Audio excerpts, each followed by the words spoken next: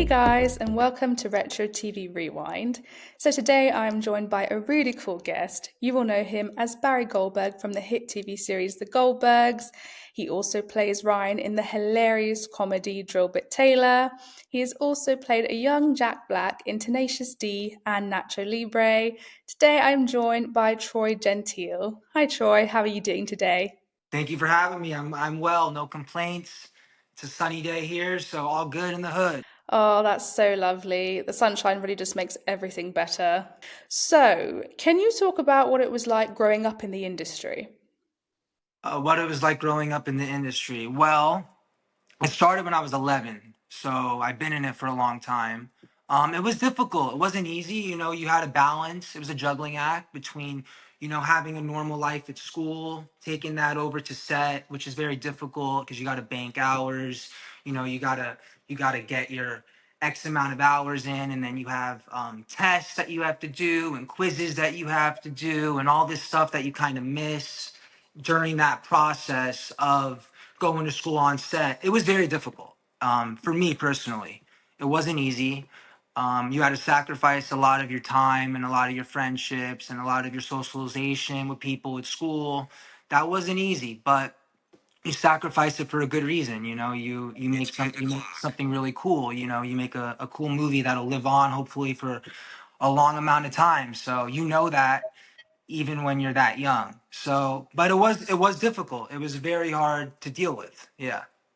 And did you go to school and get to have that experience, or were you homeschooled or tutored on set? Yes, always went to school. Always I was in private schools and public schools, and once you got to high school and middle school, it kind of got very difficult to do that. In elementary school, it was much easier because the it's not as rigorous and challenging.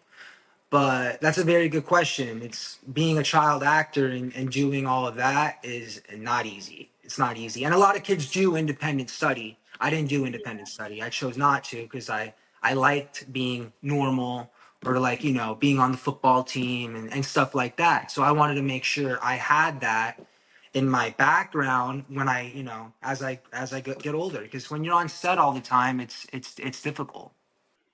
That's really great. I think it's really important to be able to have that experience in school and kind of have that sense of normalcy. And was acting something that you always wanted to do? Did someone inspire you to become an actor?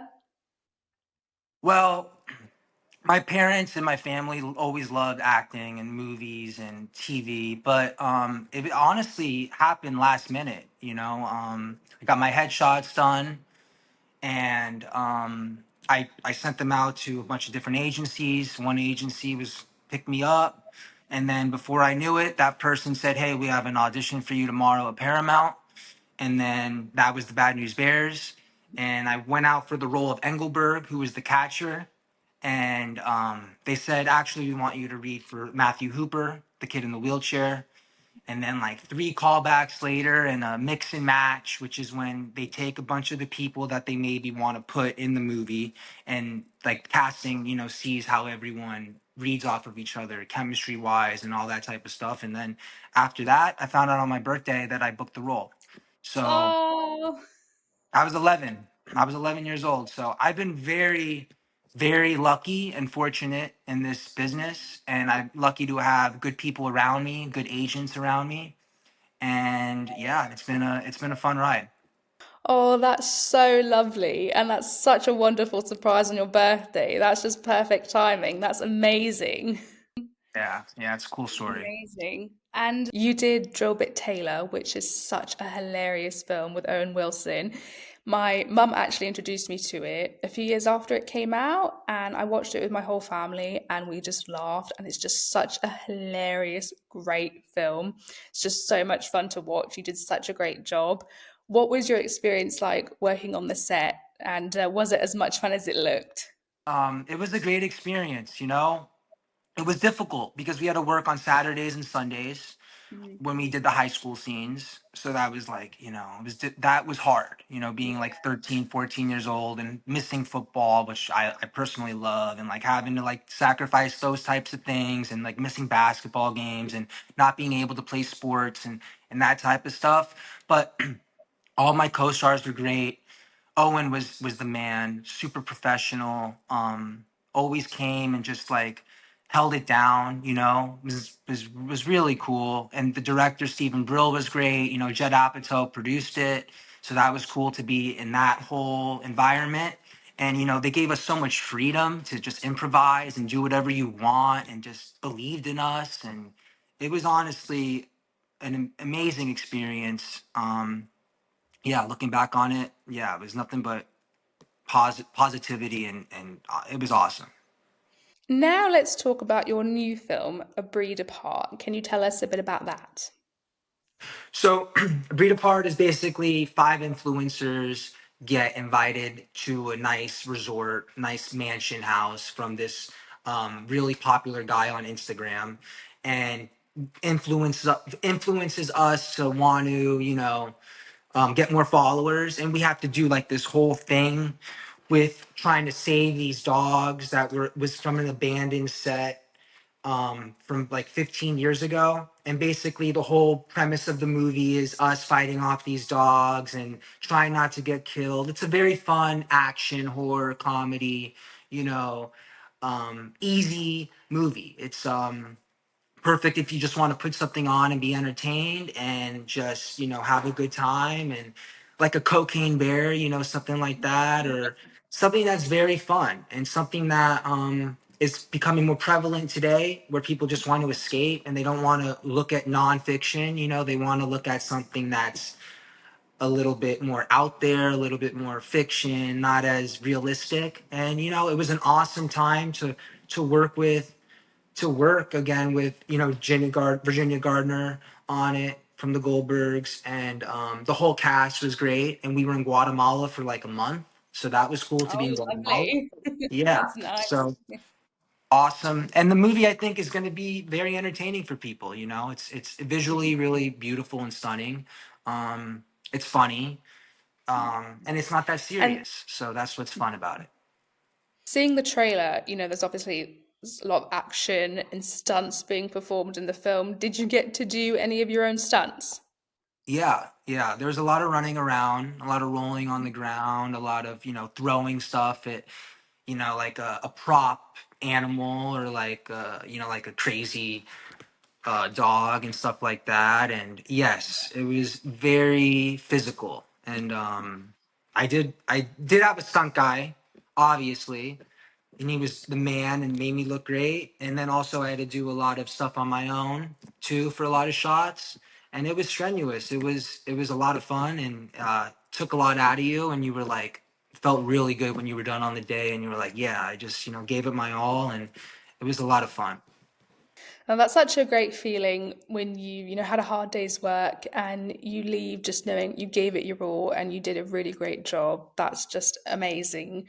And so how did you get the role? Did they approach you for it or did you have to audition? It was an offer. It was an offer. Okay. Yeah. So I didn't have to audition, which was nice, when you don't have to audition as Honestly, an yeah. actor. You're like hell yeah. Then the script was fun. And it's like a remake.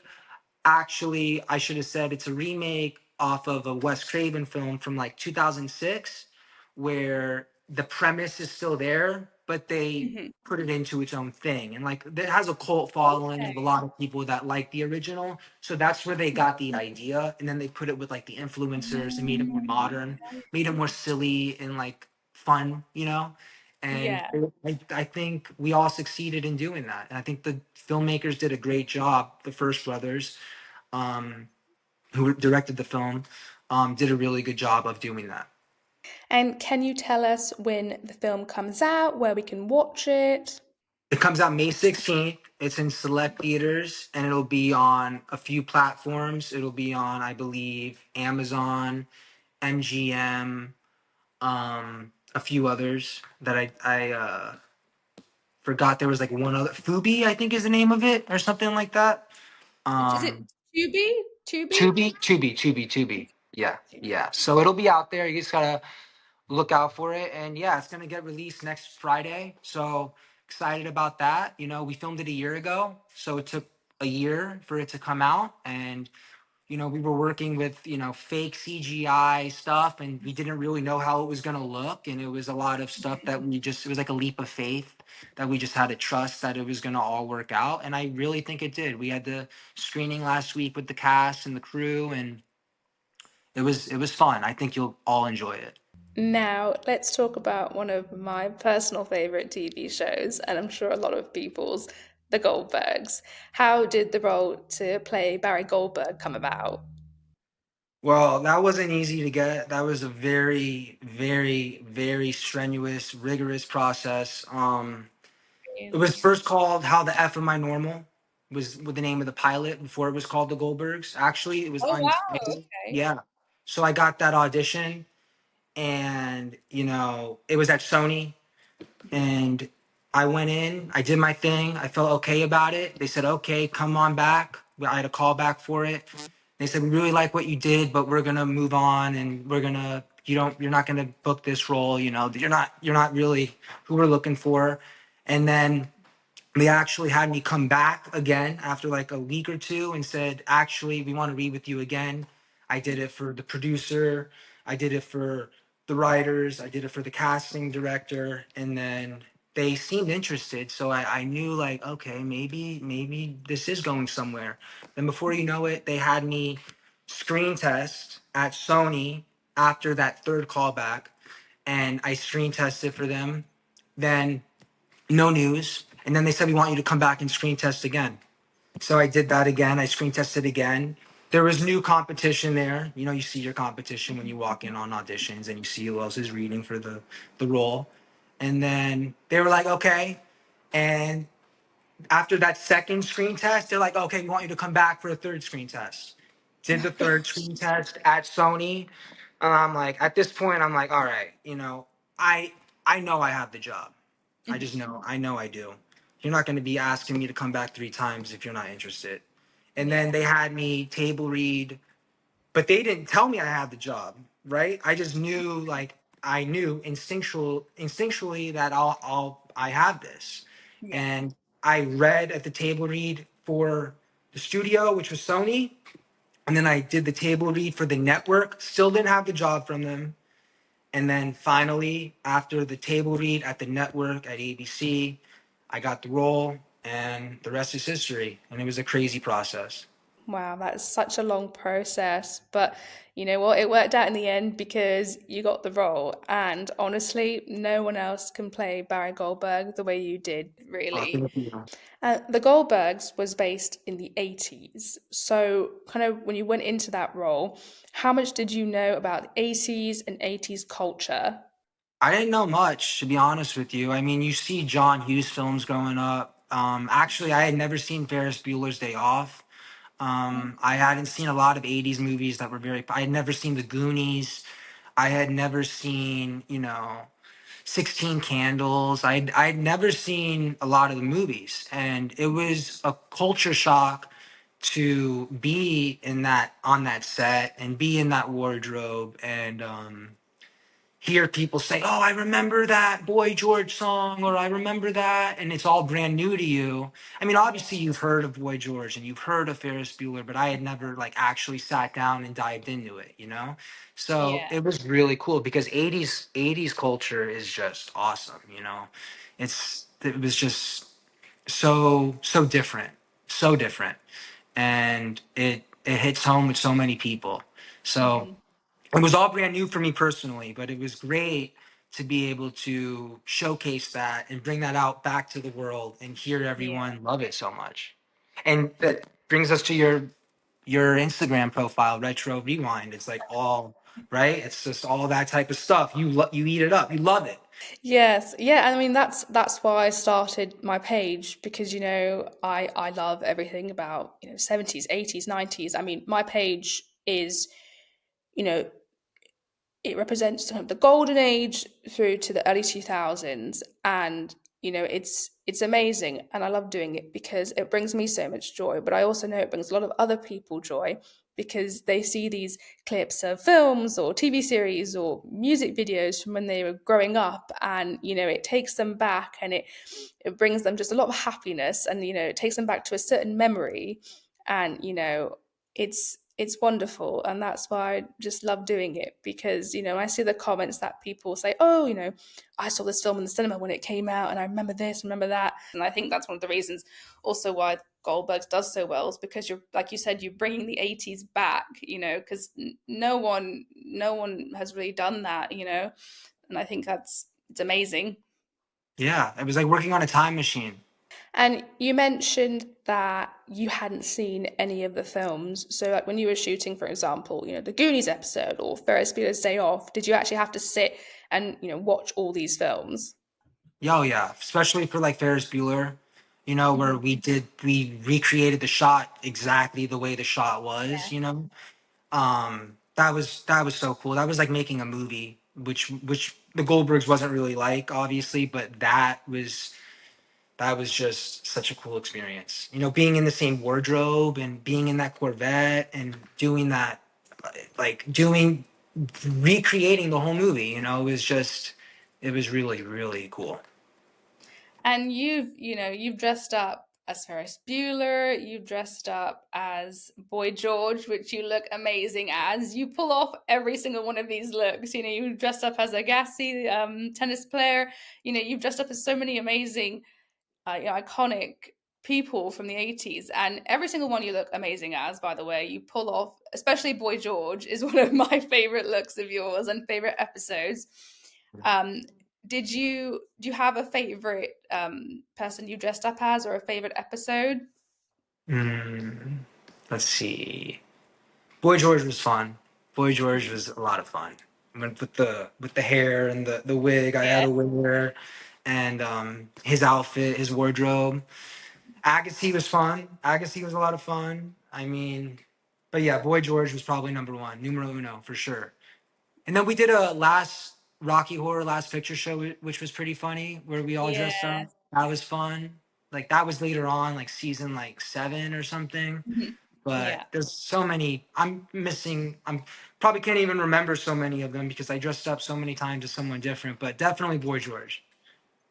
And as we know, the character of Barry does not hold back. So, did you have a lot of fun playing that role and just kind of being able to let it all out? Oh, it was great. It was the best. It was just you get to lose it. You get to like you know be upset and just put it on full display and let it all go and just let it all out and like yeah I couldn't have asked for a better role to play. That was a role of like a lifetime. Mm. It was such a blessing just to be that character for 10 years. And it's just like looking back, like I said, I'm just so grateful for that opportunity and the people that I worked with and the cast and the crew and everyone on it was just so wonderful. It was just the best. And you've worked with so many iconic actors from the '80s. I mean, I don't even know where to begin. And musicians. Was there anyone you were ever starstruck by? So when Charlie Sheen was there for the Ferris Bueller episode, I was like, that's awesome. That's sick. Hmm. That's super dope. And I was like, I wanted to go. I wasn't in the scene with him. Hmm. My sister Haley on the show, the girl Yeah. who plays my sister, she was in the scene with him. So I was kind of like, there was like a boundary there that I just didn't want to cross, and I wanted to let them have fun. And I was starstruck when Charlie Sheen was on set for sure, because he's just a legend. So that was Yeah. really cool. That was really cool. And then Elvira was actually the nicest person. She was my favorite key Oh, star the whole way. Elvira was awesome. She was super cool and fun to work with, and she's a fun actor. amazing. And just to be in the trailer with her, and like just like running lines with her and doing that was so much fun. And just getting to meet her as a person, she was so down to earth, and it was really cool. Oh, so you didn't get to speak to Charlie Sheen at all? No, I could have went up and like said what's up, and yo, I'm Troy, play Barry. But I just and I regret not going up and saying hi for sure. Now looking back on it, but that was a moment where I was starstruck, and I was just like, I'm gonna let him do his thing. Yeah, He's recreating that role again, so it must be a trip for him. So I just like gave him his space for that instance. But if I could replay it again, I would obviously go up and say what's up. But yeah, in that moment, 11 years ago, 10 years ago, whenever it was like 11 years ago now.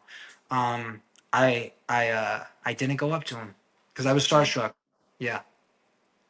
But Oh, there was well, no reason I should have been starstruck. Like you just like you sh- with anyone, but like when that hits you, which it happens yeah, sometimes, it's just like and then you're like but like we're all the same. Like it's just like it's we're just doing our job. It's just saying what's up. But that was just an yeah. example.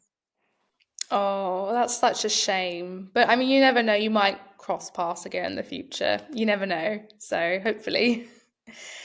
And what was the last day on the set like? I can imagine, obviously, it was very emotional after 10 years. You become a real family. What was that like? Well, they notified us that the show was was done that week. Mhm.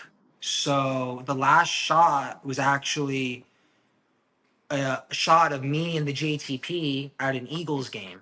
So we're all in the stands in our Eagles outfits. And you know what? It couldn't have been better for me personally to be with the JTP Yeah, because all those kids I adore, Matt Bush, Sam Lerner, Noah, um, Shane. Just I loved working with the JTP, and just when they would come to set and just be ready and just love to be there and just doing those scenes with them and like losing it in front of my friends on the show, and that was always really cool. So to be with the JTP on the last scene was great. It was obviously very bittersweet. It was upset. We were all very upset that we weren't going to go on for an 11th season, but we got 10 years out of it. So there's nothing we should be upset about. It was a celebration for me in a lot of ways. Obviously, it was difficult, to say goodbye to everyone in the crew and the cast and all that, and that's always hard. But you always know that nothing lasts forever, and it lasted almost forever. And it lasted for 10 years. So if you would have told me going into that was going to last for 10 years, which I remember the executive producer, Doug Robinson, I said, how many years do you think we're going to go? He said, I think we're going to go 10 years. I asked him like season two, and he was like, I was like, there's like no way. Well, this show will go 10 years, but we did. And yeah. it was so cool. It was so cool just to get to 10 years and meet that milestone. I mean, that doesn't happen. So it was dope. I mean, it's an incredible achievement going on for 10 seasons, 10 years. I mean, not a lot of shows are that lucky.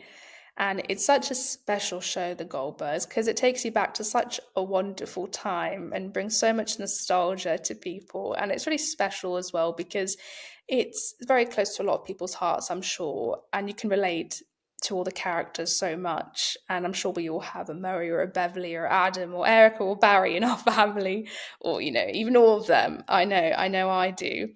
And, it's special because also people get to relive their childhood and those wonderful times through the TV show. Yeah. And so many things have to go right for it to last 10 years. Like, Mhm. that is crazy. All the components that have to add up to get to that. And that just shows that from the writers to the producers to the directors, like, we were just all it was a collaborative effort to make something, and we all loved it, and it produced a great product, and people like you, like everyone, just can watch that, and it means something to them. And those types of shows aren't really around right now. So for that type of show to be kind of the last of its kind, and that family sitcom, and just to like go out with a bang like that for 10 years, it was just it's just really cool that it lasted that long. There is one person who we cannot forget, the legend George Segal. I mean, he is incredible. And what was it like working with him? The best. He was the best. He was numero uno. You know, he was the guy who was the legend and had the experience and had the accolades and had done that, 10 times before.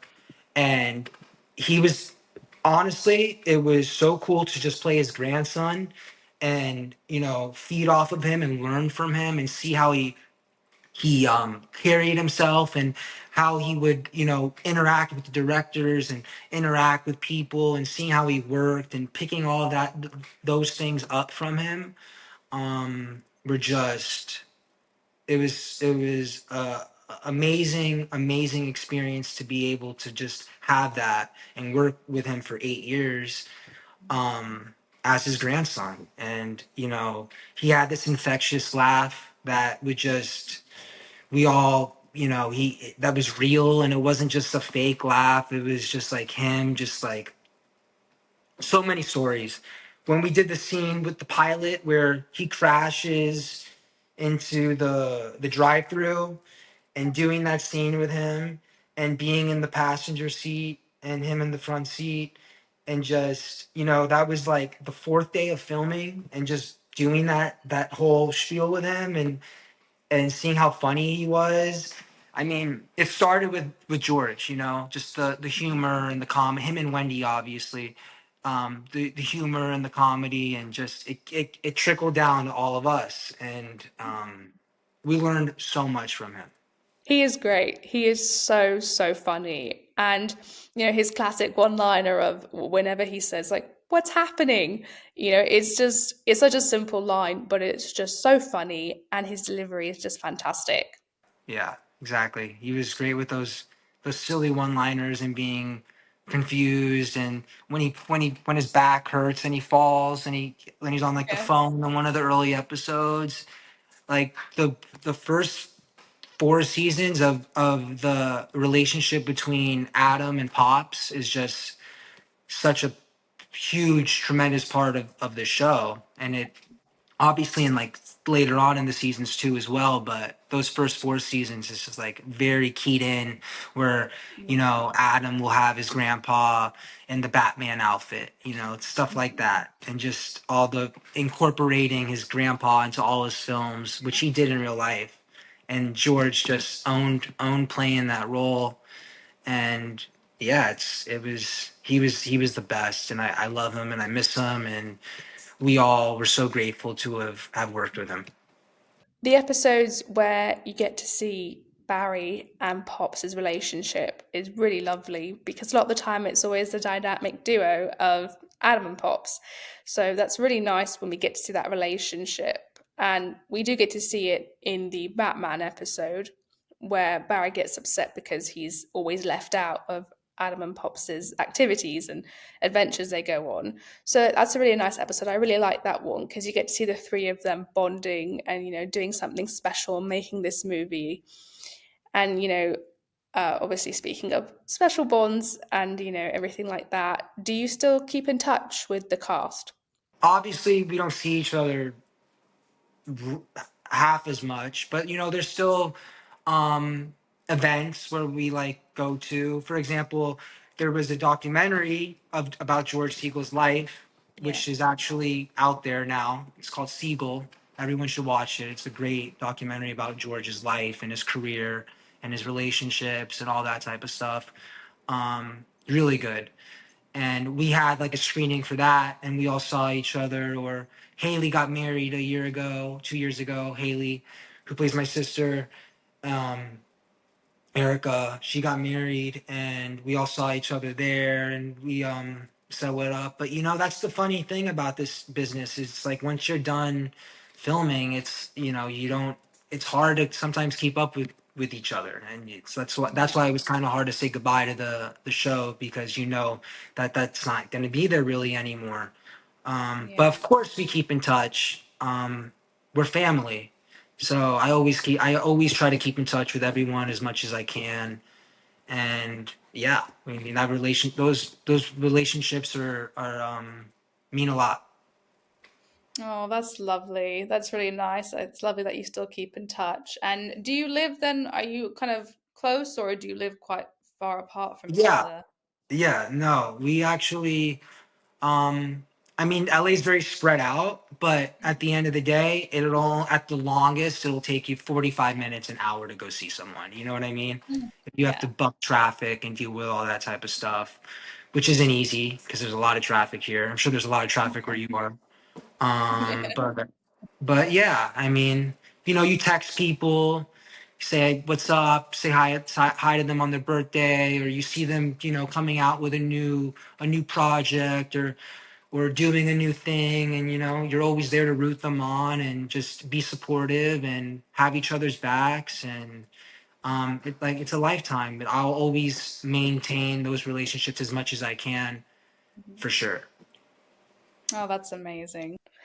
You also played a young Jack Black in Tenacious D and Nacho Libre. What was it like working with him?